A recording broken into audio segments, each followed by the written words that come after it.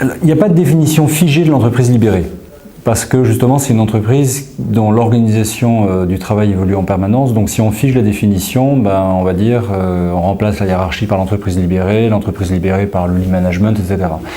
L'idée c'est plus une philosophie, et c'est une philosophie qui vise à permettre dans l'organisation du travail l'autonomie des personnes pour que les personnes compétentes prennent les décisions qui les concernent. C'est-à-dire qu'il faut que l'autonomie soit vraiment vécue et possible. Donc c'est plus un état d'esprit et c'est plus un chemin permanent qui vise l'épanouissement des personnes par le développement des compétences. Le développement des compétences est permis par la réalisation d'un objectif commun qui est l'objectif de l'entreprise, auquel tout le monde doit souscrire.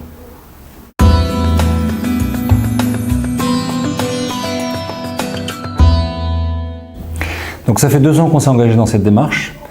Le bilan global, c'est que si c'était à refaire, on le referait, mais on le referait plus tôt, parce que aujourd'hui mon état d'esprit c'est de me dire mais qu'est-ce que j'ai fait depuis 10 ans? Et je pense qu'on aurait dû le faire plus tôt. En même temps, c'est que probablement on n'était pas mûr pour ça, donc il ne faut pas regretter.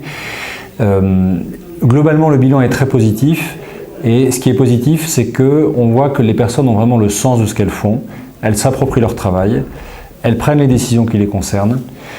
Comme on est persuadé chez nous que la compétence vient de l'expérience directe, c'est-à-dire qu'on est compétent quand on est confronté directement au problème, à partir de là, les personnes confrontées aux problèmes sont les plus à même de résoudre les problèmes, donc elles prennent des décisions plus intelligentes, et je pense qu'on a gagné beaucoup en performance, en agilité, et beaucoup de personnes prennent des décisions, donc ça se passe très bien.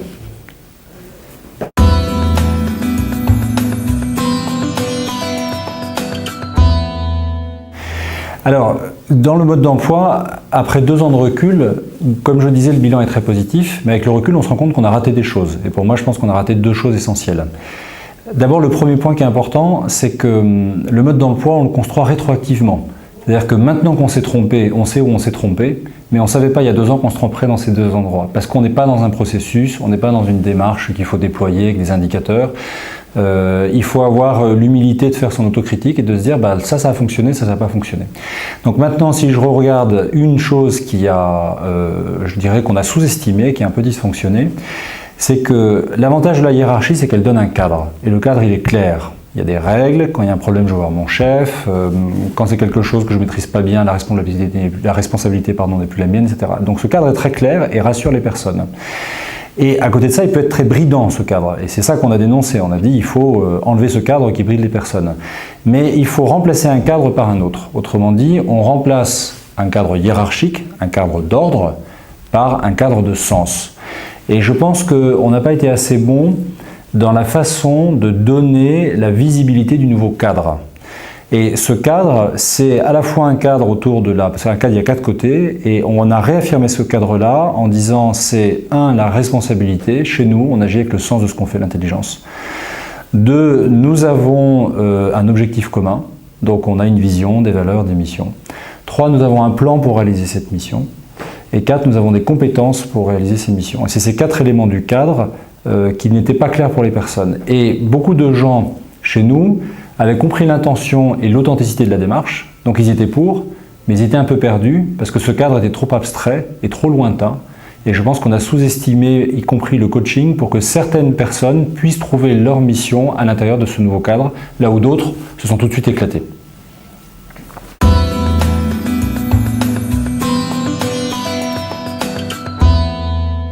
Ensuite, je disais qu'on a fait 2 erreurs. La première, c'est de ne pas rendre assez visible le cadre, comme j'expliquais. Et la deuxième erreur qu'on a faite, c'est quand on a voulu, en prenant conscience de cette erreur, rendre visible le cadre, on a été paradoxalement beaucoup dans une démarche top-down que bottom-up.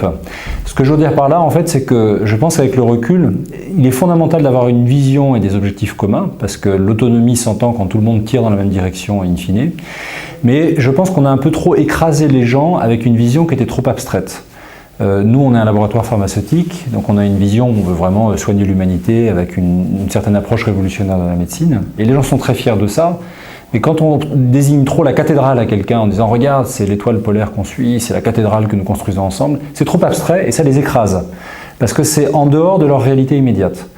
Et alors que justement, on veut partir de l'appropriation des faits par les personnes. Ben, paradoxalement, dans la vision, on s'est fait piéger parce qu'on a dit mais tu dois connaître la vision, tu dois connaître la mission et tu dois agir en conséquence. Et maintenant, ce qu'on fait, c'est qu'on part plutôt de la réalité immédiate des personnes. Quelles sont tes compétences? Qu'est-ce que tu veux faire? Dans quel domaine, quelle mission tu prends dans l'entreprise? Que ça, ce soit bien formalisé, la réalité immédiate des personnes.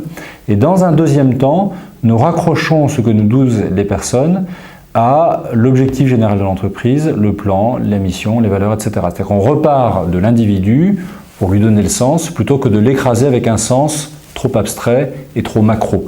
Et ça aussi, c'est quelque chose qu'on a raté et qu'on est en train de corriger.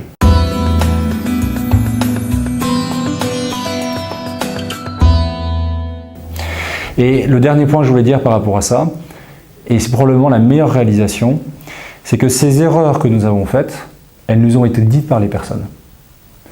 Et là, on voit que la liberté de parole dans l'entreprise libérée joue, parce que les personnes osent dire « on a compris », mais on n'est pas à l'aise avec tel moment. Et les gens le disent parce qu'ils ont confiance, et ils ont confiance parce qu'ils sentent l'authenticité de la démarche. Ils sentent que ce n'est pas de la com. Et ça, on l'a réussi. Donc on est fiers de ça.